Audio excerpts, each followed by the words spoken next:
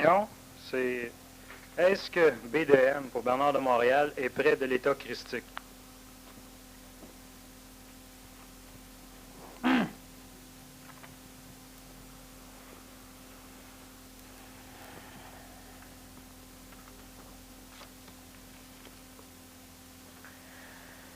Bon. Je ne sais pas c'est qui a posé cette question-là.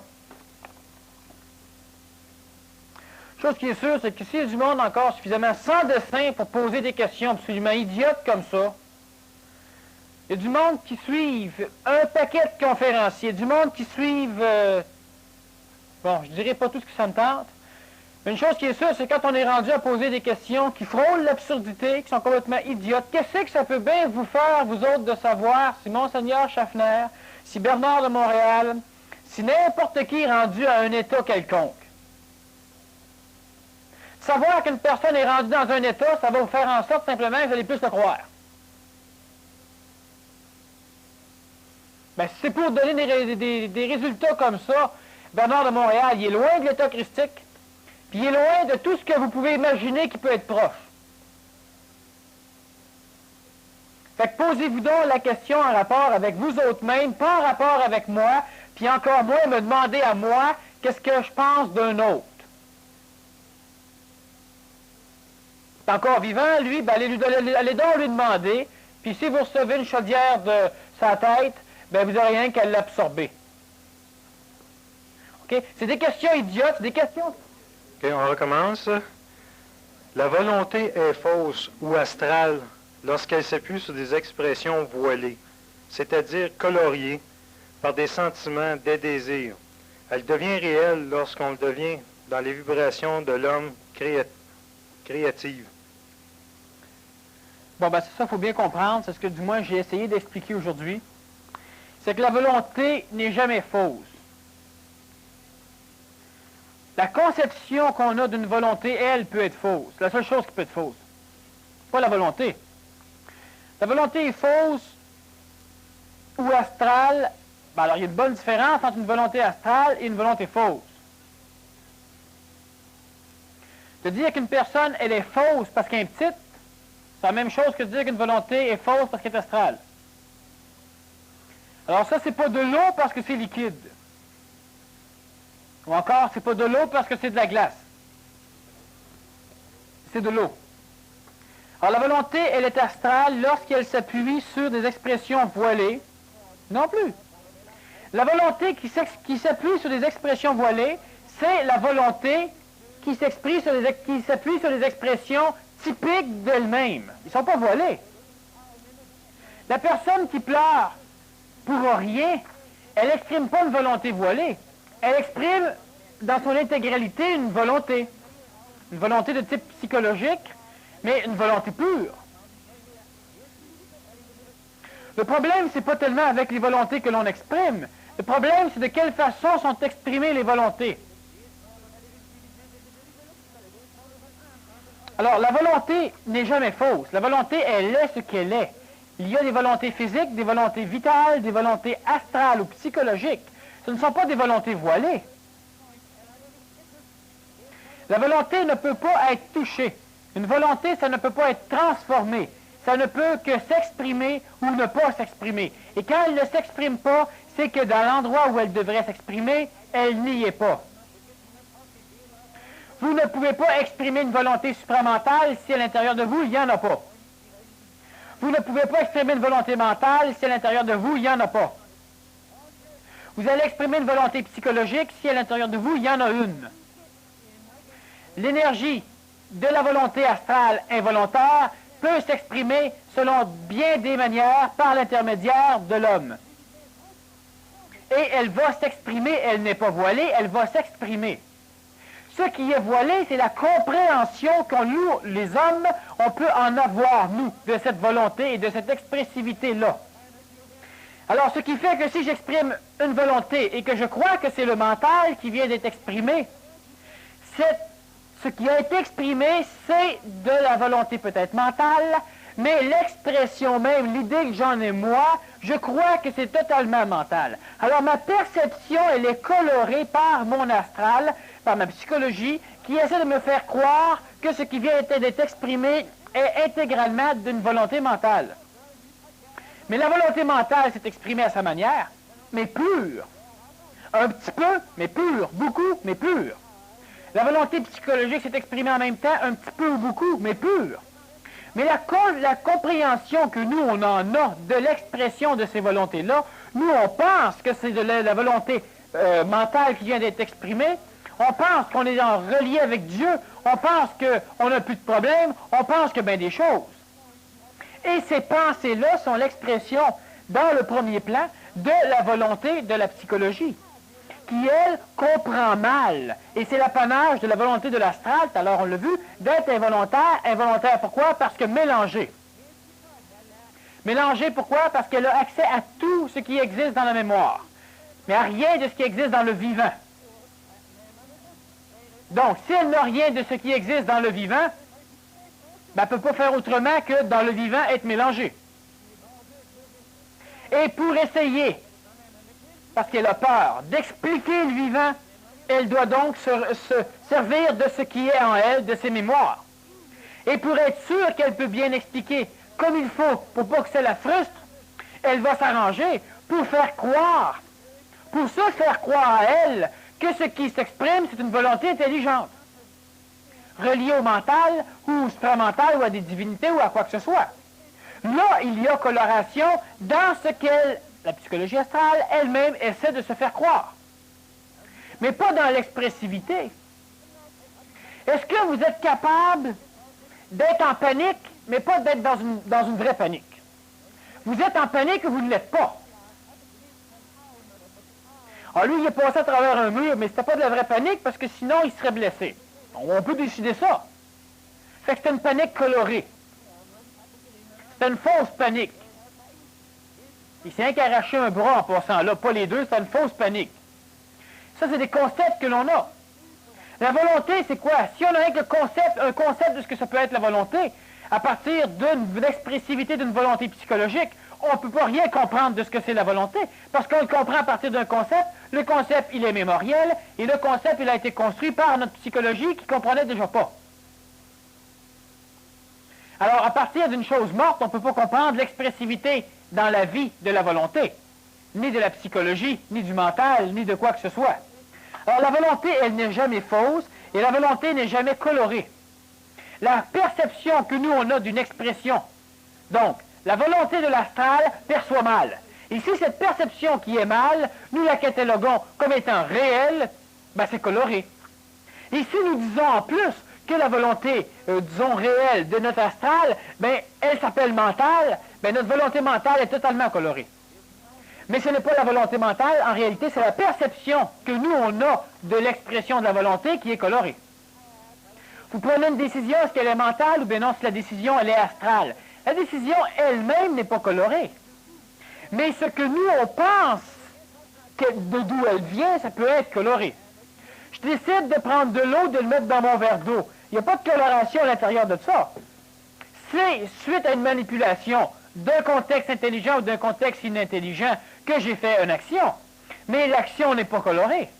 La volonté n'est pas colorée.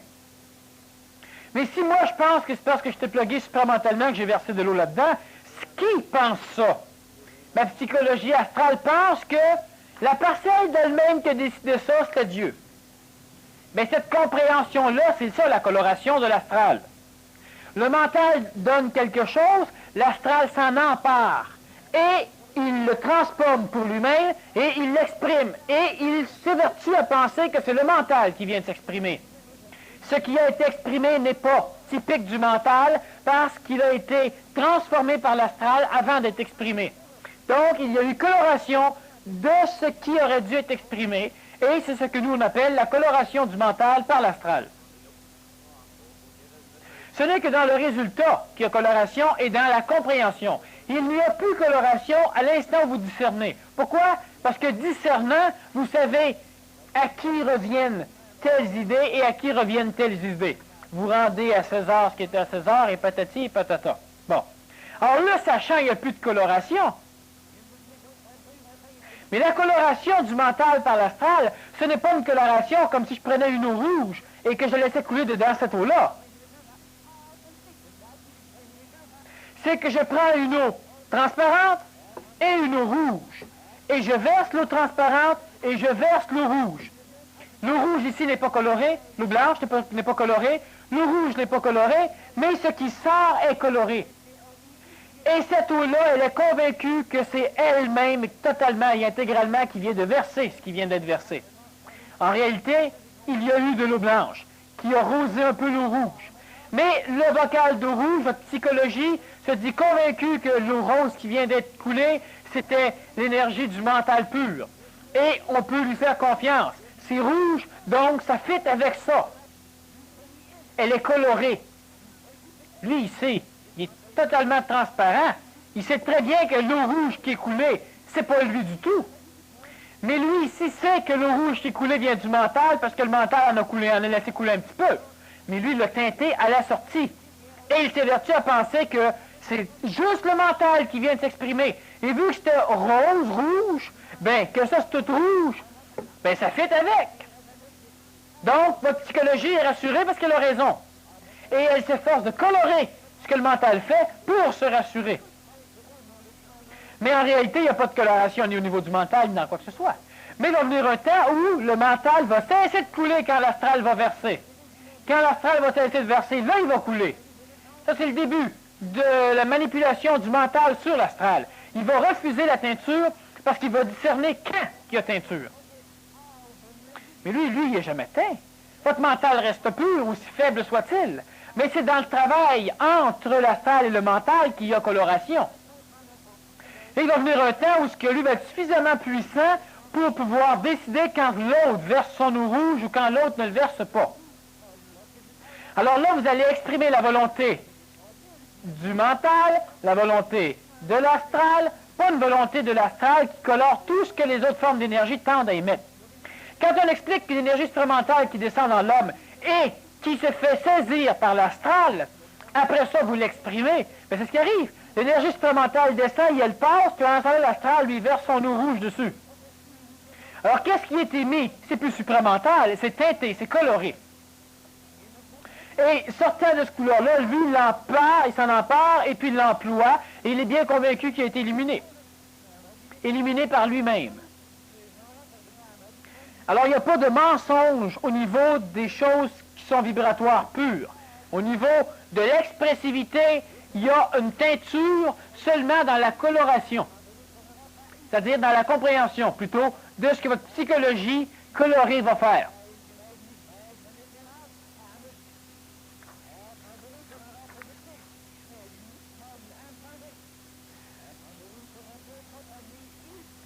Alors, elle devient réelle lorsqu'elle devient dans la vibration de l'homme créatif. La créativité, ça non plus, l'homme ne connaît pas du tout les fonctions même ou les mécanismes même qui régissent cette énergie intentionnelle. L'énergie créatrice, en termes plus ésotériques ou plus avancés, elle porte le nom d'énergie intentionnelle. L'énergie intentionnelle, c'est une énergie qui a une intention. L'énergie qui a une intention, c'est de l'énergie qui n'est pas régie par aucune forme de manipulation, mais qui manipule. L'énergie intentionnelle, réellement exprimée par un être humain, ne pourra être exprimée que par l'être humain qui aura des affinités vibratoires similaires, donc qui vivra dans un contexte humain similaire. C'est-à-dire un homme qui ne sera plus manipulé par les intelligences inférieures, un homme qui sera lui aussi volontaire, c'est-à-dire un homme qui voudra, donc un homme qui sera intentionnel. Et l'homme qui sera intentionnel n'aura pas d'intention dans le sens de la psychologie qui le régit présentement. L'homme qui sera intentionnel n'aura que des intentions intelligentes parce qu'il verra leur cheminement et leur aboutissement. Donc, il sera conséquentiel en plus d'être intentionnel. L'énergie créatrice, ce n'est pas quelque chose, ce n'est pas faire une peinture.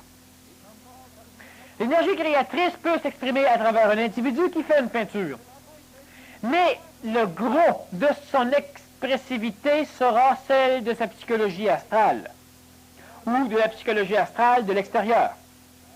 L'énergie créatrice, présentement, aucun individu ne la possède et ne la canalise réellement. L'énergie intentionnelle va s'allier un jour à l'individu qui sera conséquentiel, et cet individu-là aura donc le pouvoir de créer. Le pouvoir de créer, cela veut dire de prendre dans un endroit non matériel des formes d'énergie pour les transposer dans un endroit matériel. Cela ne veut pas dire de prendre une roche, de la sculpter. Cela ne veut pas dire de prendre des pinceaux pour en faire une peinture. Cela ne veut pas dire de s'habiller ou de créer du linge. C'est une forme d'expressivité de l'énergie intentionnelle exprimée par l'énergie involontaire. Vous n'avez pas le choix. Le peintre, il est peintre. Il ne pense qu'à peindre et il ne peut rien faire d'autre que peindre. Alors, il est assujetti à l'énergie involontaire. Et il ne peut pas parler de création ou d'énergie créative. L'énergie intentionnelle a des intentions. Elle est donc régie par le plan. Le plan, c'est-à-dire par la loi qui oblige une certaine forme de vibration à être conséquentielle, donc à connaître les conséquences, ce qui fait qu'elle peut être intentionnelle. L'énergie créatrice ne crée pas selon le plaisir d'une psychologie involontaire et qui regrette toujours par après ce qu'elle a créé. L'homme n'est pas un créateur. Pourquoi l'homme n'est-il pas un créateur? Parce que l'homme n'est régi que par l'énergie involontaire. Donc l'homme n'exprime que des phénomènes qui ne sont pas de lui. Vous créez une peinture d'une chose qui vous a frappé quand vous étiez jeune. Où est la créativité?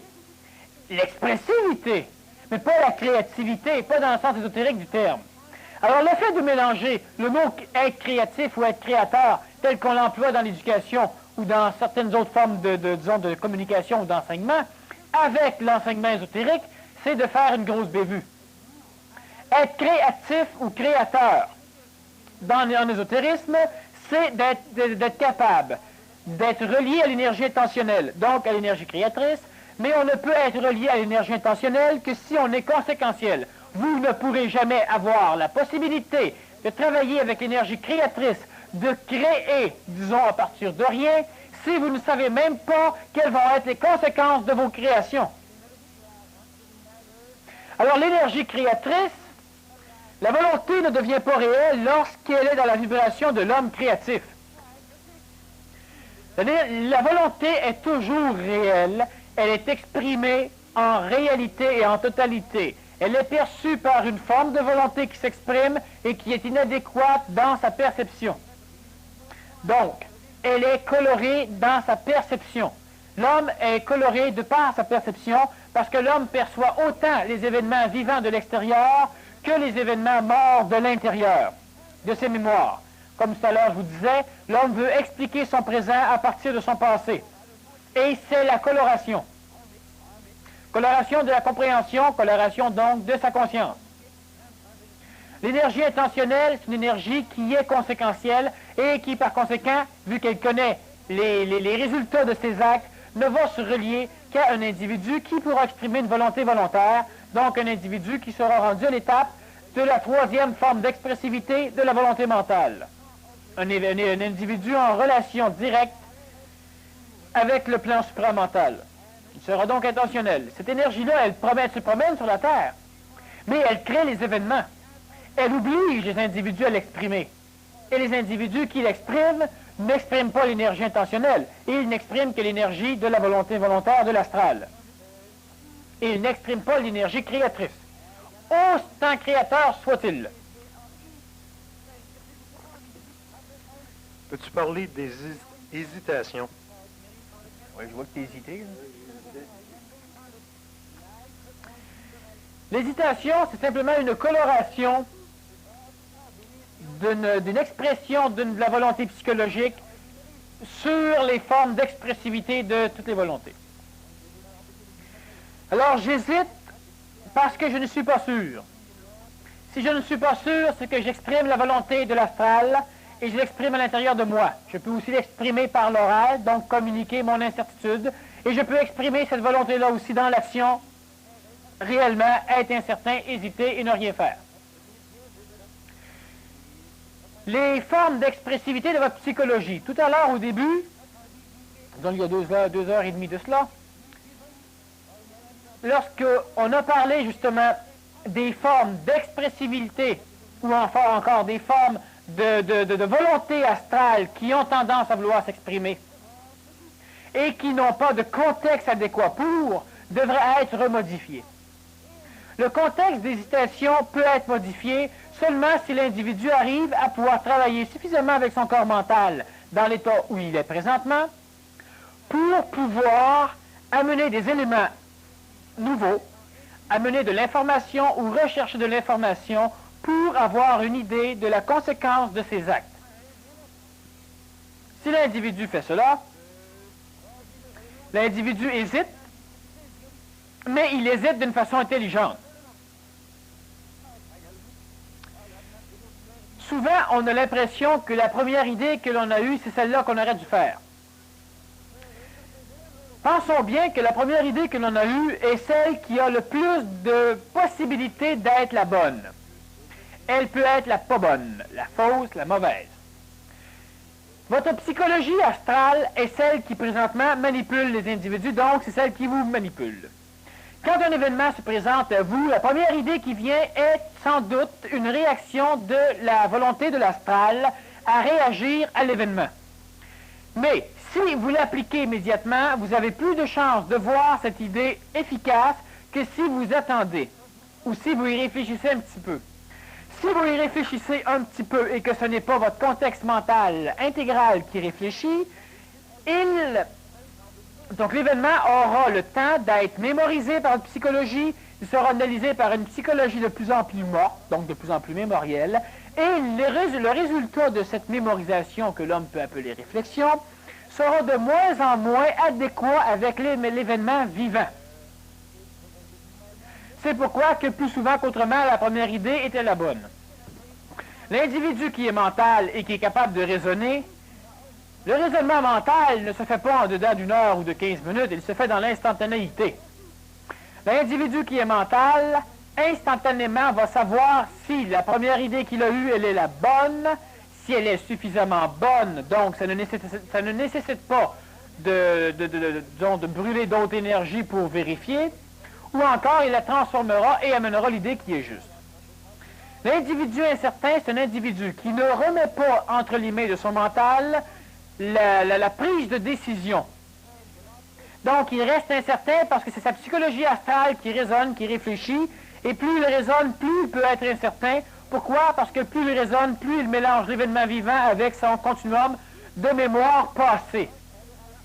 Donc, plus il devient sécure, parce que plus, ou encore moins, il devient apte à régler ou à raisonner son problème. Si l'individu est mental, il n'aura pas à se poser de questions, instantanément il aura la réponse et il saura quelle est la meilleure, ou du moins ce que lui peut présentement exprimer, ben, c'est ce qui est le mieux. Alors il le fera. Et jamais il n'aura de culpabilité.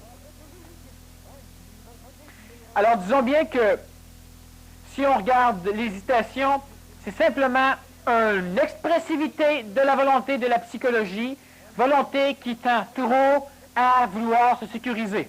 Alors, on exprime la sécurité, on fait la volonté de l'astral, et évidemment, on refuse la volonté du mental. Alors, automatiquement, il y a hésitation. Il faut bien comprendre que la volonté, ce n'est pas quelque chose qui vous amène à construire et à créer.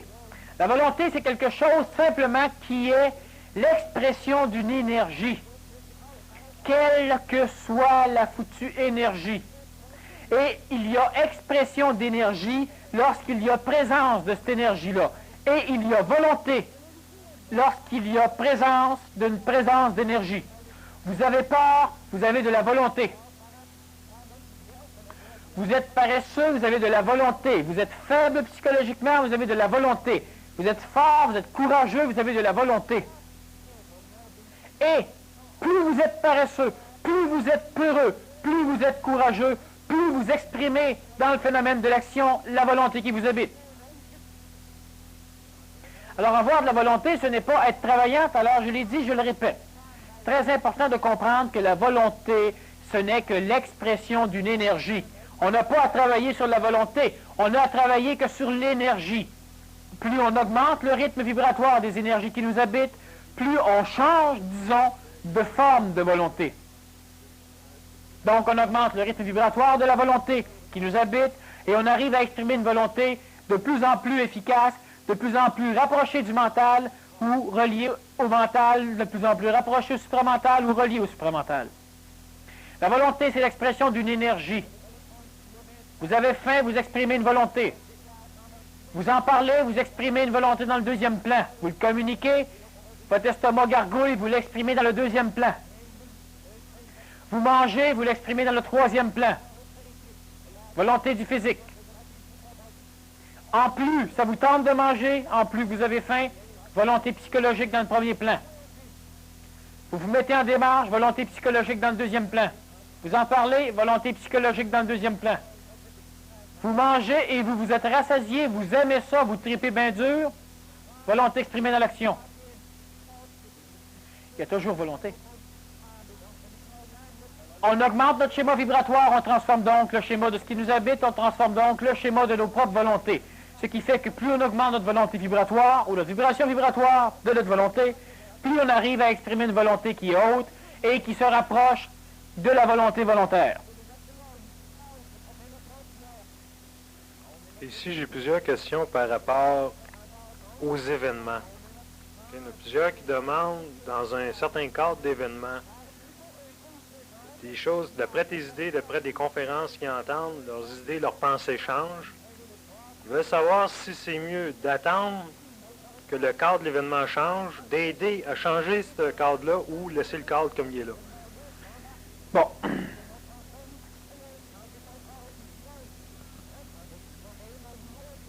La manipulation de l'astral planétaire, de l'astral social, de l'astral dans une salle de conférence a toujours tendance à vouloir freiner l'individu pour que l'individu se remette à travailler, non pas dans le vivant, mais dans le passé, donc force l'individu à la réflexion. Pour se sortir de ce marasme, il n'y a en fait qu'une solution, celle d'appliquer l'énergie mentale à la réflexion pour arriver à une solution. Quel que soit ce que l'orateur va dire, l'auditeur doit toujours filtrer tout ce qu'il perçoit avec son corps mental, donc avec son énergie mentale. Il faut bien comprendre que tout ce que je dis n'est pas tout ce que vous comprenez. Parce qu'il y a immensément en vous la coloration de votre psychologie, ce que nous appelons l'interprétation. Ce que je dis n'est pas ce que vous comprenez, non pas dans son intégralité. Alors automatiquement, il y a coloration. Et en plus de ça, il peut aussi y avoir, comme tu viens de l'énoncer, transformation au niveau de vos propres idées. Ce qui fait que ce que vous aviez l'intention de faire, ben vous ne le savez plus si vous allez le faire ou non. Et vice-versa.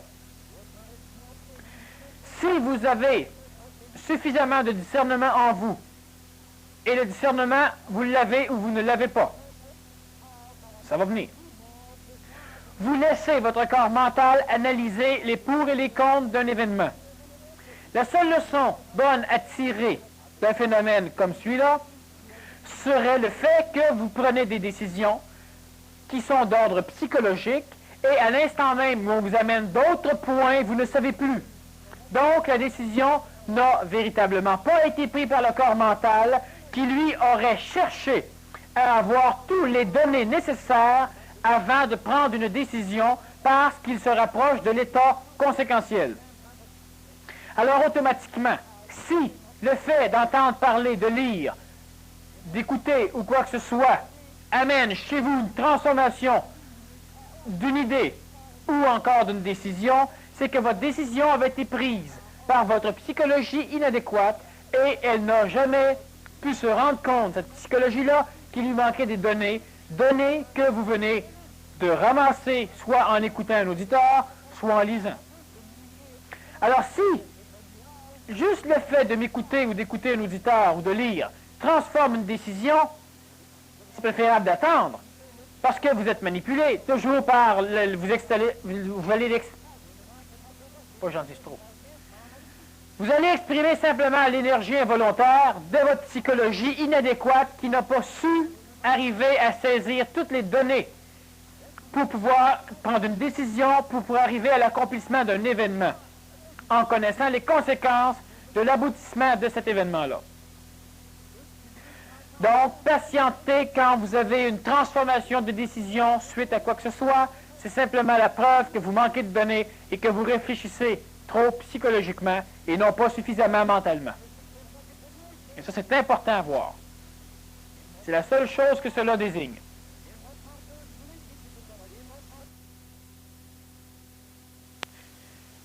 Tant que tu ne peux pas arriver à voir et à cerner, à être prescient, donc à être capable de pressentir, de comprendre de par ton corps mental l'aboutissement de tous les événements qui t'entourent, tu ne peux pas faire autrement que d'attendre que ces événements-là aboutissent. La psychologie de l'homme veut transformer un événement parce qu'elle en a peur, mais elle n'en connaît rien. On lutte présentement combien d'énergies sont placées pour le désarmement quand on ne sait même pas si on va la faire, la guerre ou pas. Alors, ne connaissant pas les conséquences des événements qui se passent, la psychologie va faire démarcher l'homme pour lutter contre une probabilité d'accomplissement d'événements, sans savoir si sa démarche n'entraînera pas l'accomplissement de l'événement contre lequel il lutte. Alors, l'individu ne connaît pas, ne comprend pas et ne peut pas comprendre les aboutissements des événements. Donc, il ne devrait pas lutter contre quoi que ce soit. Si vous comprenez l'aboutissement d'un événement dans votre vie, vous pouvez le transformer. Dans votre famille, vous pouvez le transformer. Dans votre société, vous pouvez le transformer. Sur la planète Terre, vous pouvez le transformer. Mais qu'en est-il de ces compréhensions-là chez vous? Jusqu'où voyez-vous la conséquence de tous vos actions et de tous vos dires? Vous n'avez qu'à dire quelques mots pour enclencher une dispute. Aviez-vous vu la conséquence de vos mots? Vous êtes entraîné par la dispute. Voyez-vous la conséquence de ce que vous faites? Alors, avant de se lancer dans un désarmement, donc dans le règlement des conséquences des événements mondiaux, quand on n'est même pas suffisamment fin pour arriver à régler les propres conséquences de nos actes, alors évidemment, je pense qu'il y a devant un problème, et ce n'est qu'une expressivité d'ordre psychologique. L'homme, présentement, n'est pas apte, il ne peut pas voir, il ne peut pas comprendre, et il ne peut faire qu'attendre que les événements se présentent. L'événement se présentant, il sera, s'il a suffisamment d'énergie mentale, donc de volonté mentale à exprimer, il sera apte à traverser les événements qui se présenteront de façon à ce que lui n'en subisse pas les effets. Et il ne pourra par contre pas les transformer. Il pourra les transformer que plus tard, quand il sera devenu conséquentiel. Présentement, l'homme ne peut pas transformer l'événement, l'homme ne peut que l'attendre. Or, évidemment, de temps en temps, l'individu peut entrevoir une possibilité. Mais il n'est jamais sûr de la possibilité. C'est d'ailleurs pourquoi les oracles font bonne figure et font toujours autant d'argent. L'individu se doit d'attendre l'événement, mais l'individu se doit aussi d'essayer, de par son mental, d'avoir une idée des effets de l'événement, d'avoir une idée des conséquences de l'événement et d'avoir une idée des conséquences de son mouvement par rapport aux conséquences qu'il entrevoit d'un événement. Et c'est ce qui n'est pas fait présentement chez ceux qui militent contre différentes choses. Ils ne voient pas les conséquences de leur mouvement par rapport à ce qu'ils entrevoient comme conséquences. Vous faites la grève parce que, comme conséquence, vous voyez que vous ne pouvez pas garder votre pouvoir d'achat. Est-ce que vous avez une idée des conséquences, des effets de votre grève dans tout le contexte social? Une chose à la fois. Ben, c'est ça. Vous ne pouvez pas le voir. C'est trop demander d'énergie pour votre contexte mental. alors on peut spéculer, donner une raison pour se faire taire. Et si par après il y a faillite, c'est pas de votre faute. Si par après il y a n'importe quoi, ça ne dérange pas. L'homme n'est pas conséquent de rien et le mieux qu'il puisse faire présentement au niveau de ses propres événements, c'est être conséquent, voir la conséquence de ce qui peut arriver si son émotivité psychologique, si ses désirs ne sont pas assouvis. Il peut en avoir une conséquence. Il peut voir la conséquence de tout ça. Ce qui va entraîner chez lui la peur et les démarches pour essayer de certifier le fait qu'il n'aura pas à souffrir. Parce que la seule conséquence que l'homme peut voir d'un événement, c'est la souffrance qu'elle peut lui amener ou le plaisir qu'elle peut lui amener. Les événements extérieurs réels, l'homme n'en entrevoit absolument pas. Alors l'homme ne peut faire qu'attendre ces événements-là. Ce serait stupide d'essayer de les transformer dans l'état où l'homme est rendu présentement. L'homme qui sera conséquentiel pourra transformer les événements. Avant ça, l'homme ne peut qu'attendre les événements et s'arranger pour que l'événement ne laisse pas de traces en lui. Et cela sera permis par l'expressivité de la deuxième phase de l'énergie mentale, celle, disons, théoscientifique, où l'homme sera capable de s'arranger pour qu'aucune trace des événements extérieurs ne puisse se graver dans sa mémoire ou encore dans sa psychologie expressive de sa mémoire. Alors, il se passera n'importe quoi, l'homme, ça ne le touchera pas. L'homme passera à l'autre étape s'il n'est pas écrasé par la descente d'énergie supramentale captée par l'énergie astrale. L'homme passera à l'étape où ça ne le touchera pas, mais où il verra les conséquences de ce qui se passe. Et alors là seulement, l'homme se mettra en démarche, non pas parce que ça le touche, vu que ça ne le touche pas, mais parce qu'il voit les conséquences du plan d'évolution et les conséquences de ce qui se passe présentement, et cet homme-là sera un être du Verseau, un homme conséquentiel, un homme debout, un réel homme. Les autres qui on en a parlé à la conférence, les états de choc, les autres qui seront, disons, abasourdis par la descente d'énergie supramentale et qui resteront dans l'état stagnant du non-touché, c'est-à-dire que plus rien ne leur fera quoi que ce soit, et qui ne verront pas les conséquences de leur démarche, seront les martyrs du supramental et seront le dernier front d'involution sur la planète Terre.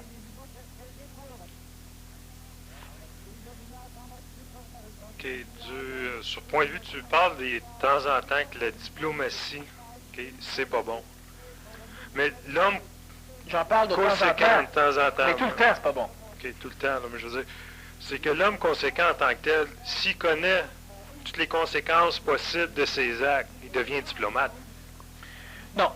Quand je parle de diplomatie qui n'est pas bonne, je parle évidemment de la diplomatie électorale. Donc, ce qui amène la masse ignorante à avoir raison sur la minorité possédant la connaissance. Ce qui amène la diplomatie aussi entre le réel et l'illusion. Ce qui amène l'individu à faire des concessions en ce qui concerne ce qui est bon et mauvais par rapport à sa propre prise de conscience de ce qui est bon et de ce qui est mauvais. Quand l'individu arrive à être dictatorial, donc à ne pas être diplomate par rapport à ce qu'il lui perçoit de la réalité et de l'illusion, il sera apte à manipuler l'extérieur, et tu pourras appeler ça de la diplomatie, c'est-à-dire qu'extérieurement par là, il jouera avec les contextes psychologiques de la masse. Donc, il pourra leur faire croire que telle chose est bonne, malgré qu'au fond de lui, il sait qu'elle est fausse. Mais il a l'idée même, il a la vision de la conséquence de sa diplomatie, mais il n'y a pas de diplomatie entre sa propre perception de la réalité et de l'illusion. Et là, il n'y a pas de diplomatie. Le fait de ne pas avoir, de ne pas accepter de diplomatie dans la perception de la réalité et de l'illusion qui t'appartient, cela ne veut pas dire qu'à chaque fois que tu rencontres un disciple de Krishna, qu'il faut que tu l'assommes. Lui a sa propre réalité, sa propre illusion. Mais si lui veut te convaincre, il veut te parler, passe dans le casse. Ou va-t'en. Mais il n'est pas question d'accepter de diplomatie. Il n'est pas question d'accepter, quand tu découvres que telle nourriture est malsaine pour toi, d'en manger et de te dire que j'en mange moins, fait que c'est quand même mieux. Il n'y a pas de mieux. C'est toxique ou ce ne l'est pas. Que les autres en mangent, c'est de leurs affaires. Alors tu restes diplomate par rapport à la relation avec l'extérieur si la relation avec l'extérieur ne t'oblige pas à devenir diplomate avec l'intérieur. Si on t'oblige à être diplomate avec tes propres visions de la réalité de l'illusion, là tu sors le glaive puis tu frappes. Bon. L'autre diplomatie qui est une forme d'expressivité des forces maléfiques sur la planète Terre, des forces de Shambhala, entre autres, et de l'Agartha, sont justement la diplomatie électorale, qui amène à dire que telle chose c'est bon. Qu'en pensez-vous? Tout le monde est contre, personne ne peut comprendre. Ça compte, ça pas. Alors, on ne peut pas évoluer, les masses ne peuvent pas s'en sortir. On vote pour un armement ou pour un désarmement. Qui comprend la conséquence de ça? Personne, mais on vote. Alors, la conséquence, donc, qui va aboutir au niveau de cet acte-là, c'est une conséquence inconséquente, donc réellement l'expressivité d'une volonté involontaire. Alors là seulement, l'homme devrait rester dictateur par rapport à ce qu'il y a en lui, entre la perception de la réalité et de l'illusion.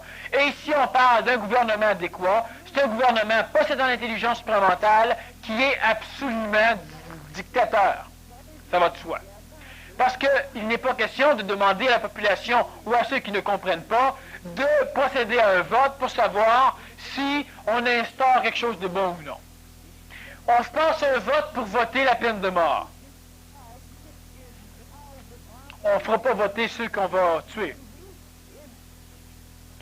Alors, si tu regardes simplement ces phénomènes-là, c'est absolument niaiseux et complètement idiot. Alors, la diplomatie, c'est pour ça que c'est une chose absolument conne. OK. Là, tu es revenu aux forces intérieures. J'ai une question ici à propos de ce que tu as parlé vendredi. Okay. Des intraterrestres.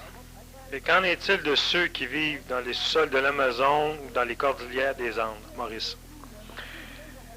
Bon, premièrement, les intraterrestres, les êtres qui vivent sous la Terre, ceux qu'on connaît le plus, évidemment, c'est ceux qui vivraient au niveau de Shambhala ou de l'Agartha. En Amazonie, il existe effectivement des êtres qui sont le relégat de la race atlantéenne. Ce sont des géants. Ils sont, disons, belzébuciens en termes d'énergie. Ils sont maléfiques pour l'être humain présent. D'ailleurs, ils en ont tué plus qu'eux. Ces êtres-là ne sont simplement que le relégat de forces évolutionnaires, mais forces évolutionnaires abandonnées lors du dernier cataclysme atlantéen, qui se sont retirés à l'intérieur de l'Amazonie, entre autres, surtout. On en a quelques relégats au niveau des cordillères des Andes. Une des forces intraterrestres qui a vécu longtemps dans l'Himalaya, qui a vécu et qui vit encore au Canada, et qui vit dans certains pays, disons, je ne veux pas trop en parler pour l'instant parce que ça a déjà été de toute façon discuté, ça va être les intraterrestres qui sont connus et qui ont subi une évolution, disons, terrible par rapport à la race qui a dominé sur la Terre, et ce sont les Yétis, ce sont les Migous, les Abominables Hommes des Neiges, les Sasquatch, appelez-les comme vous voulez, dépendant des régions. Au niveau de l'Amazonie, il y a effectivement des relégats atlantéens qui ont été les prêtres et qui ont été les bâtisseurs de toutes les religions, la religion sociale de l'Empire Maya, de l'Empire Aztèque, de l'Empire Inca, et qui ont fait partie d'une immense société secrète qui a aidé à la destruction par la guerre et par les sacrifices de tous ces empires-là. Quand les Espagnols, donc quand la race blanche est arrivée, ces contingents rouges, donc ces dieux rouges-là, ont fui. Parce que depuis longtemps, ils savaient, de par leur connaissance, que suite à eux, l'homme évolutif, l'homme évolutionnaire qui suivrait la race atlantéenne rouge, serait la race blanche. Donc, ils avaient déjà ancré chez le peuple aztèque et le peuple inca le fait que les dieux seraient blancs. Mais les dieux blancs ne devaient apparaître que dans un contexte temporel beaucoup plus loin. Effectivement, la race intraterrestre qui vit présentement et qui a dominé le continent américain à cette époque-là est morte. Elle est morte bien avant l'apparition de la race divine blanche, les Espagnols, ceux qui ont massacré les Incas. Bon. Alors, cette race divine n'était attendue que dans quelques centaines d'années, alors ce qui fait qu'on a pu donner à la population l'idée que la race serait blanche, ce qui était vrai. Les intraterrestres, à l'arrivée de la race blanche, ont dû fuir, c'est-à-dire qu'ils n'étaient pas intraterrestres à l'époque. Par contre, ils se sont cachés à l'intérieur d'immenses souterrains, d'immenses conduits, donc dans des sociétés, dans des villes souterraines, et présentement, en Amazonie, ils se cachent et ils essaient de temps en temps de diriger par l'intermédiaire de l'astral l'évolution des populations de l'Amérique centrale et de l'Amérique du Sud, populations qui restent reliées à l'égrégore guerrier, à l'égrégore inconséquent, à l'égrégore réellement animal des populations Inca. Si on regarde simplement la race Inca qui un jour a été presque exterminée parce qu'il y a eu trop de sacrifices humains, le sang coulait continuellement 24 heures sur 24 sur les dalles de tous les temples Inca dans toute l'Amérique centrale, dans toute l'Amérique du Sud. Tout ça parce que la race rouge intraterrestre s'était forcée d'éliminer ceux qui vivaient à la surface de la Terre pour pouvoir revenir à la surface de la Terre et prendre possession de ce qui, selon eux, leur revenait. Leurs enfants ont été mélangés par, évidemment, les phénomènes de réincarnation évolutive, ce qui fait que la race intraterrestre, la race de G1 qui vit en Amazonie, s'est vue éteinte, s'est vue disparaître sur la surface de la planète Terre, et par l'intermédiaire d'une religion absurde, cette race-là a tenté d'éliminer la race humaine. On a d'autres formes de races intraterrestres qui sont évolutionnaires. Les gargouilles, entre autres, en sont une forme. Et on a différentes, autres expressivités de races évolutionnaires de différents continents qui ont tenté et qui tentent de temps en temps d'exterminer la race terrestre pour pouvoir revenir à la lumière, à la surface de la planète Terre, pour pouvoir reprendre les rênes et les directions mêmes de la planète. Alors, ce qui fait que dans les races dangereuses, on a évidemment les gargouilles, on a la race intraterrestre qui vit en Amazonie et ailleurs qu'en Amazonie. Elle vit au Guatemala, elle vit dans la cordillère des Andes, elle vit au Pérou, elle vit en Bolivie, près du lac Titicaca, elle vit près des terres de feu, donc à la fine pointe du Chili. Alors, ce qui fait que ces races-là sont des races dangereuses, mais qui sont suffisamment faibles en nombre et qui, de toute façon, vont finir par être exterminées, en ce sens qu'elles vont devoir se réincarner dans des entités plus évoluées, leur permettant d'accéder à une connaissance supérieure. Alors voilà, disons, pour la race intraterrestre qui vit en Amazonie. Qu'est-ce que tu appelles la descente aux enfers? Peux-tu expliquer, Maurice? La descente aux enfers, c'est simplement une descente dans un plan inférieur vibratoire. Donc, dans un endroit où l'homme est assujetti, où l'homme peut être soumis à des tentations, où l'homme peut perdre son état présent de vibration pour aller chercher un état vibratoire plus inférieur. Alors, la descente aux enfers, c'est donc une initiation. Oui. En ce sens que c'est une initiation par le fait que l'individu devrait normalement être purifié et voir son taux vibratoire augmenter. Mais c'est plus souvent qu'autrement un calvaire qu'une initiation.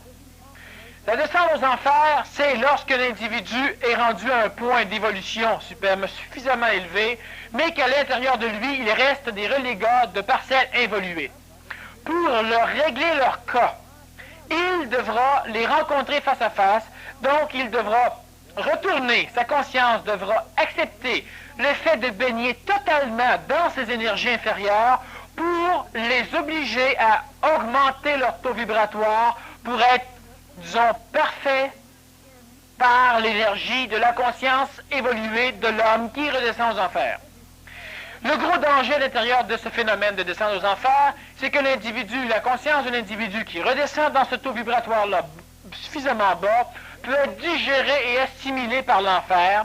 Donc, il est perdu, il redevient infernal, il repart à zéro, ou du moins il repart au niveau où il est redescendu. Alors, le retour aux enfers, c'est une chose qui est initiatique. Le Nazaréen l'a vécu, Lazare l'a vécu, d'autres l'ont vécu, et c'est quelque chose qui n'est pas nécessaire et pas essentiel. C'est l'apanage d'un individu qui avance tout croche, trop vite, sans rien comprendre. Et l'individu qui avance tout croche, trop vite, sans rien comprendre, ne pourra pas accéder à l'énergie supramentale consciente, donc à la conscience absolue, s'il n'a pas fait son retour aux enfers. Présentement, l'homme où il est risque de faire un retour aux enfers de masse par l'intermédiaire d'une guerre nucléaire et de conflits planétaires, donc d'apocalypse, qui le forcera, lui, à faire un retour aux enfers pour parfaire le reste. Purification par le feu. Cela n'est pas nécessaire, cela n'est pas essentiel, et l'individu devrait s'arranger. L'individu, on se fout de la masse, devrait s'arranger pour pouvoir travailler intelligemment selon un rythme correct. Pas sauter d'étape pour ne pas avoir à revenir aux enfers. Alors, vous comprenez ce que vous comprenez. Mais est-ce que vous êtes capable d'arriver à pouvoir vous dévêtir et vous promener tout nu n'importe où? Non. Alors, votre évolution est là des trous. Et là, des points noirs dans votre évolution psychologique, dans votre évolution physique aussi par la maladie, dans bien des sortes de phénomènes d'expressivité de l'évolution. Alors un jour, vous devrez passer en la vie, les événements, vu que vous n'êtes pas prêts, vont pouvoir vous manipuler, donc les événements vont vous faire passer à travers ces écoles-là, où vous devrez faire un retour aux enfers. Sauf si vous avancez correctement, échelle par échelle, en prenant conscience de ce que vous faites, donc vous éliminez la possibilité du retour aux enfers qui risque de vous perturber amplement suffisamment. Des individus viennent me voir et sont convaincus d'avoir compris certaines choses. Après que je leur ai parlé, ils ne reviennent plus jamais. Ils sont en train de vivre un retour aux enfers. Et mon idée n'est pas de me ramasser un public. Alors, je me fous bien qu'ils savent faire un retour aux enfers. Alors, le retour aux enfers, c'est simplement la possibilité et le risque que l'on a de perdre toute sa hauteur de vibration parce qu'on est obligé de rebaigner dans une vibration basse. Ce que le Nazaréen a fait dans le désert et ce que le Nazaréen a fait aussi à sa mort. À sa mort, il faut s'entendre, mais sur la croix.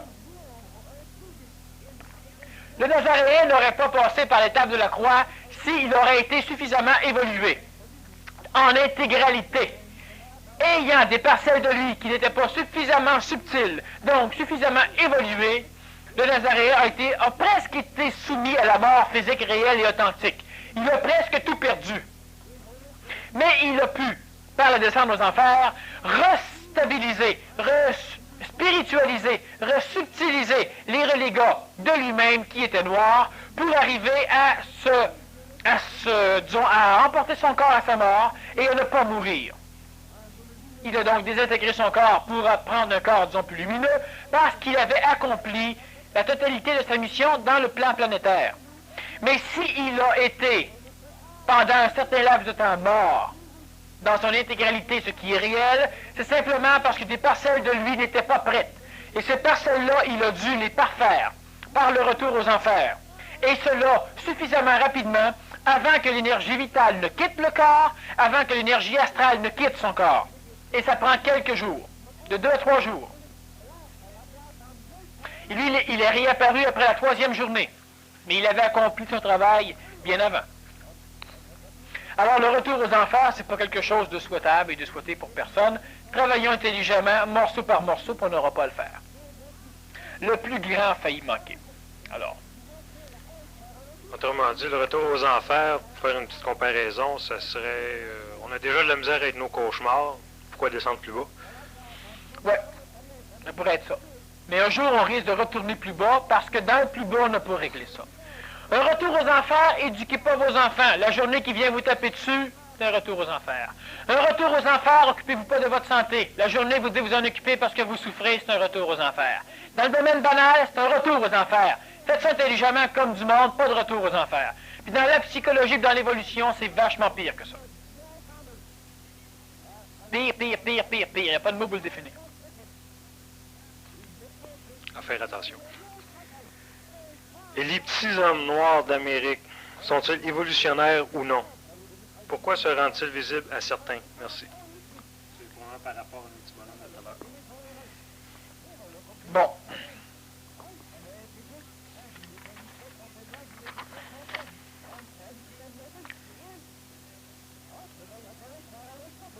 Premièrement, il faut bien penser que tout phénomène est évolutionnaire. Mais, dans le contexte de l'individu qui vit certaines choses, lui peut vivre une évolution.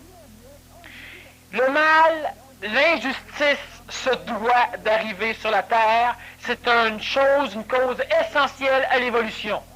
Mais malheur par qui le mal et l'injustice vont arriver. Mais elles se doivent d'arriver. Ceux qui vivent un contact avec les petits hommes noirs, disons que on peut définir bien des choses par les petits hommes noirs, j'aimerais juste que la personne qui s'appelle Merci me dise exactement de quoi elle veut parler. Parce que je ne veux pas parler de quels petits hommes noirs.